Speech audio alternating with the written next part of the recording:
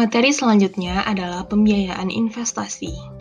Dua jenis pembiayaan investasi yaitu kepada BUMN PMN dan kepada BLU dana bergulir. Yang pertama, investasi kepada BUMN penyertaan modal negara.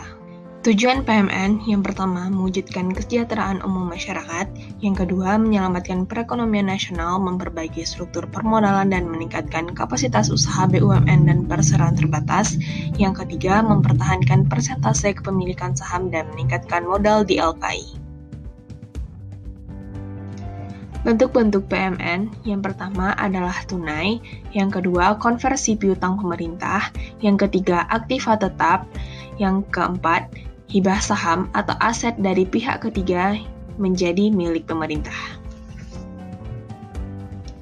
Yang kedua, investasi kepada BLU dana bergulir.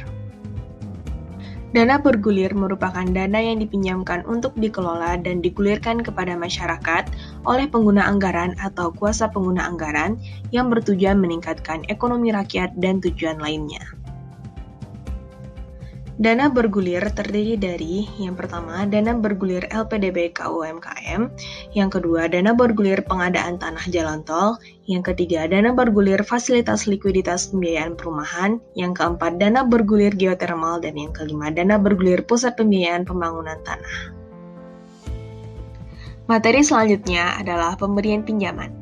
Pemberian pinjaman terbagi menjadi dua, pinjaman kepada BUMN atau Pemda, dan penerimaan cicilan pengembalian penerusan pinjaman. Materi yang pertama, pinjaman kepada BUMN atau Pemda. Prinsip pemberian penerusan pinjaman atau SLA yang pertama didasarkan pada kelayakan ekonomi dan keuangan, yang kedua menghasilkan penerimaan yang dapat menutupi pinjaman, dan yang ketiga mempertimbangkan kemampuan keuangan debitur.